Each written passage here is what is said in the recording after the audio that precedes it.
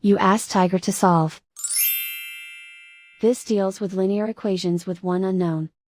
The final result is x equals -3/2. Let's solve it step by step. Simplify the expression. Expand the parentheses. Simplify the arithmetic. Expand the parentheses. Simplify the arithmetic. Group all constants on the right side of the equation. Subtract 6 from both sides. Simplify the arithmetic.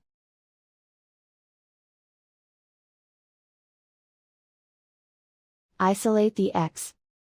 Divide both sides by 4. Simplify the fraction.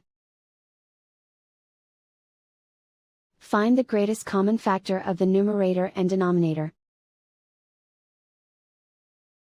Factor out and cancel the greatest common factor. And so the final result is x equals -3/2.